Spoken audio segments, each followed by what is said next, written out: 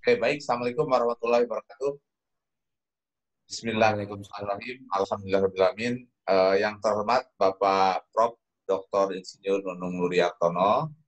Terima kasih atas kesediaan waktu Pak Dekan untuk berbincang dengan kami di forum FEMA Voice for Individual, Family, and Community.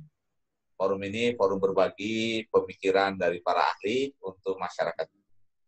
Oke, Prof. Dekan ini kan sudah cukup lama berkarir di IPB, baik sebagai akademisi, peneliti, ya, juga melakukan pengabdian masyarakat. Nah, dari semua yang telah dilakukan serta dari latar belakang keilmuan, Pak Dekan ini bisa menyebut sebagai ahli apa? Baik, terima kasih Prof. Ujang Sumarwan. Yang pertama, luar biasa acaranya ini tentu akan banyak memberikan manfaat bagi Amin. seluruh pendengar dan pemirsa Amin. FEMA Voice ini. Yang pertama, dalam sudut pandang keilmuan saya adalah ekonomi pembangunan. Ini menjadi hal yang sangat menarik. Situasi terutama ketika pandemi ini meluas di seluruh dunia. Tidak ada rasanya dunia yang tidak terkena pandemi atau COVID-19 ini. Jadi latar belakang saya ekonomi pembangunan, tentunya nanti saya akan banyak melihat dalam perspektif ekonomi pembangunan, Prof. Ujang. Baik, terima kasih. Baik, Pak Dekan, terima kasih banyak sekali. Saya pikir ini satu disiplin yang sangat penting ya di semua negara, bahwa pembangunan itu bagian salah satu tujuan ya dari berdirinya negara ini. Baik, selama ini kita sudah lebih dari 3 bulan pandemi ini berlangsung ya. Nah, Prof. Nunung bagaimana melihatnya ini dalam perspektif pembangunan ya? Apakah ini apa problem yang dihadapi ya oleh masyarakat, oleh pemerintah, dan juga berbagai dan juga pengusaha ya. Baik. Yang pertama kalau kita lihat ini satu pelajaran yang sangat penting dan menarik. Kenapa? Begitu ada COVID-19 merebak dari Cina dan kemudian meluas, tidak ada satu negara pun yang boleh dikatakan siap. Tidak ada satu negara pun yang kemudian betul-betul punya preparedness yang sangat baik menghadapi persoalan kesehatan. Ya, tentu dari krisis ke krisis kan berbeda. Dari kita bicara misalnya 97-98, kemudian 2004, 2008, 2014 berbeda. Dan yang sekarang ini memang mulainya dari krisis kesehatan yang kemudian ke krisis ekonomi. Nah, jadi tidak ada satu role model, katakanlah negara yang kemudian siap ini seperti apa harusnya. Nah, oleh karena itu masing-masing negara memang kemudian melakukan eksperimen. Ya, terkaget-kaget melakukan eksperimen. Tetapi yang jelas adalah ketika kita bicara ekonomi, itu kan menyangkut hubungan interaksi antar manusia. Aktivitas ekonomi itu pada prinsipnya kan ada aktivitas antar manusia, antar negara, antar wilayah. Nah, ini tiba-tiba negara kemudian saling menutup untuk mengurangi virus ini. Berarti interaksi negara, interaksi antar wilayah, interaksi orang, itu langsung kemudian turun drastis. Nah, pasti kan dampaknya luar biasa. Dampaknya luar biasa. Nah, tapi justru menariknya adalah sekali lagi kita sering berbincang dengan Prof. Ujang, ada dampak positif, ada dampak hikmah yang harus kita sikapi bersama. Demikian juga ekonomi Indonesia, kalau saya boleh masuk ke ekonomi Indonesia. Seberapa kuat kemudian ekonomi Indonesia mampu mengatasi ini? Saya selalu menyampaikan misalnya 97-98 itu, misalnya ketika krisis UMKM menjadi backbone. Karena orang masih bisa berinteraksi. Ya. Nah, tapi sekarang sama sekali tidak bisa. Sama sekali tidak bisa. Ya, kurang interaksi itu ya. Jadi nampaknya sumber pertumbuhan ini adalah mobilitas konsumen ya, mobilitas masyarakat. Dan antar negara pun sekarang ditutup juga begitu ya. Ya, betul, betul. Dari semua sektor itu yang langsung terdampak negatif apa nih Pak Dekan? Gini, kalau kita bicara ya, ini menariknya di Indonesia atau di beberapa negara berkembang lah khususnya ada pekerja yang mendapatkan pendapatan harian. Oke. Nah, Begitu tidak ada aktivitas, pasti mereka terdampak. Kalau ASN seperti kita ini kan masih dapat gaji. Betul, Karena betul, memang fixed betul. income. Ya. Kita ada fixed income. Nah, yang paling yang terdampak bagi para pekerja itu adalah orang yang pendapatannya harian, bukan fixed income. Ya, Ya. betul, betul. Nah, ini pasti kena. Nah, oleh karenanya kita bisa melihat banyak kemudian orang yang lebih baik saya balik deh ke rumah karena saya nggak punya pendapatan. Saya balik ke rumah, paling tidak keluarga masih bisa menopang, tetangga masih bisa membantu, keluarga besar, sosial kapital kita masih ada gitu ya, Prof. Ujang. Nah, jadi ini fenomena yang harus kita cermati bersama-sama. Jadi selain itu pasti sektor-sektor usaha manufacture tidak ada produksi, ya kan, berhenti. Kemudian kalau sektor pertanian berhenti nggak mungkin. Nah, siapa yang memberi makan? Jadi sektor pertanian ini menjadi backbone lagi nih, penyelamat juga di dalam situasi krisis yang diakibatkan oleh pandemi. Ya. Krisis kesehatan. Apakah ada indikasi nggak suplai makanan itu berkurang akibat permintaan yang berkurang? Karena kalau dari sisi kebutuhannya ini kan konsumen tidak bisa mengurangi makan ya. Gimana Pak Dekan melihatnya? Baik, jadi gini, kalau kita lihat urutan logisnya, ketika orang tadi, terutama yang pekerja dengan pendapatan tidak tetap, ataupun industri yang kemudian sebagian merumahkan orang, satu, pasti pendapatan dia berkurang. Ya. Pendapatan dia berkurang, tidak ada daya beli. Betul. Tidak ada daya beli, berarti permintaan berkurang. Betul. Nah, kita bisa melihat dari berbagai indikator. Nah, jadi pasti akan berdampak. Katakanlah kalau permintaannya kurang, gitu ya, permintaannya kurang. Sementara misalnya katakanlah suplai kita bicara bahan pokok pangan ini relatif kan masih bisa, produksi masih jalan terus karena ini yang harus kita jaga. Nah, memang kemudian kita melihat bahwa beberapa komoditas sempat harga itu turun drastis. Drastis ya, karena kan permintaannya berkurang. Betul. Ya, suplainya tetap, permintaannya kurang, turun drastis. Nah, oleh karenanya ini yang sebenarnya juga harus menjadi concern dari pemerintah kalau memang katakanlah betul-betul memperhatikan petani ya dalam arti luas, jangan sampai kemudian petani yang dia juga consumers, nah ini punya Prof. Ujang, dia kesulitan juga gitu ya, dia produsen sekaligus consumers itu kesulitan gitu. Nah, oleh karenanya pemerintah harus turun tangan paling tidak untuk terutama yang pertama bagaimana menjaga semua daya beli masyarakat baik yang terkena dampak ataupun yang tadi petani katakanlah sebagai produsen dan konsumen itu tidak turun gitu, Prof. Ujang. Ini memang betul-betul luar biasa. Tapi yang menariknya pelajaran yang saya perhatikan juga dalam konteks ekonomi pembangunan lagi, selain negara-negara berusaha untuk segera melakukan recovery, ya, berusaha juga membuat strategi-strategi G2 karena masing-masing negara beda permasalahannya, konteksnya. Nah, jadi masing-masing negara pasti membuat program stimulus fiskal. Fiskal untuk menyelamatkan atau paling tidak untuk agar ekonomi ini tetap bergerak. Tetap jalan, Tetap jalan, betul. Nah, stimulus fiskal itu kita bisa lihat lah kalau di Indonesia kasusnya kan ada untuk sektor UMKM, kemudian ada untuk kredit yang jatuh tempo, kemudian ada sedikit relaksasi, ya. Nah, ini menarik sebenarnya untuk kita lihat secara bersama-sama. Ya.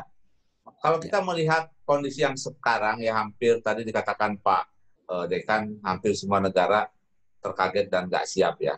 Nah ini sebetulnya hikmahnya apa nih ke depan ya? Apakah mitigasi risiko seperti ini juga bagian dari strategi pembangunan yang harus disiapkan begitu? Karena kita tidak tahu ke depan apa yang akan terjadi begitu. Betul. Nah biasanya kita itu melihat shock yang karena murni shock karena ekonomi. Ya kan?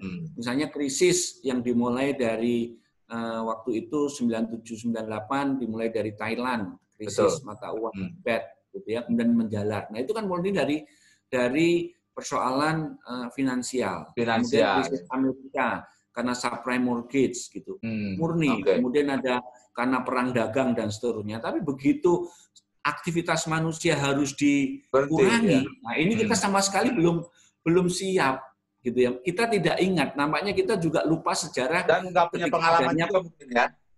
Ya, kita ada begini Prof. Ujang, ini menarik ya kalau kita cermati sejarah. Kalau kita lihat sejarah, setidaknya berulang siklus. Ketika ada Spanish flu itu kan juga dampaknya luar biasa. Tetapi pada saat itu negara belum terintegrasi sebagaimana saat ini. Ya kan sekarang ini semua chain itu saling berhubungan, tidak ada satu negara yang tidak berhubungan dengan negara lain. Berbeda tahun 1919, 1920 ketika Spanish flu itu ada. Nah, itu kan negara tidak terkoneksi secara cepat. Iya. Mungkin juga wabahnya nggak terlalu menyebar banyak negara mungkin ya. Nah, ya karena memang waktu itu kan mobilitas antar negara tidak secepat dan sesering saat ini. Ya. Tapi paling tidak ini menjadi pelajaran penting ya. Bahkan Pak Menteri Riset Teknologi itu mengatakan, ini ada istilah yang menarik, Prof. Ujang. Less contact economy. Less contact economy. Jadi bagaimana ke depan kita membangun ekonomi kita yang meminimalkan atau mengurangi kontak antar individu. Pertanyaannya mungkin nggak? Bisa juga. Ada sektor-sektor yang memang memungkinkan. Sebenarnya kita kan sudah, ketika kita pesan makanan, kita nggak perlu datang langsung ke restoran, tetapi bagaimana kita bisa memesan melalui aplikasi-aplikasi. Nah, itu kan salah satu contoh less contact ekonomi. Kita di perguruan tinggi juga memberikan jasa pendidikan tidak secara langsung bertemu. Betul. Kan juga less contact ekonomi. Tetapi saya ingin memberikan catatan. Ya, beri catatan Prof. Ujang bahwa ketika tadi di awal kita sudah mendiskusikan sektor UMKM ini harusnya betul-betul bisa menjadi backbone. Nah, oleh karenanya perhatian pemerintah. Dan termasuk yang diharapkan sekarang juga tetap ini ya, UMKM ya. Betul. Harusnya ini kan bisa memberikan peran yang luar biasa. Memang sih skalanya bisa mulai yang skala kecil, bagaimana industri, misalnya ketika permintaan masker ini kan pasti akan ada sampai katakanlah akhir tahun sebelum vaksin ditemukan atau vaksin ini baru tahun depan ditemukan. Nah, orang kan pasti akan menggunakan masker. Dan ini kan bisa dialihkan produksinya ke industri rumah, gitu ya. Nah, ada pergerakan ekonomi di sana. Kemudian juga hal yang lain, misalnya ini kesempatan yang baik juga sektor UMKM untuk masuk ke misalnya 3D printing untuk membuat shield itu kan bisa dikerjakan di rumah. Betul. Akan di rumah, industri rumah tangga memproduksi itu. Nah, ini kesempatan yang baik untuk juga bisa menggerakkan ekonomi secara bersama-sama. Saya kira itu, Prof. Ya, sangat menarik ya, terutama di sektor pertanian. Ada ada data yang menggambarkan ada wilayah-wilayah pertanian yang artinya masyarakat petaninya lebih terdampak dibandingkan dengan yang lain. Apakah ada kaitannya dengan ini yang warna hijau merah itu? Nah, ini juga perlu kita perhatikan. Ini satu hal yang juga menarik untuk didiskusikan begini, Prof. Ujang.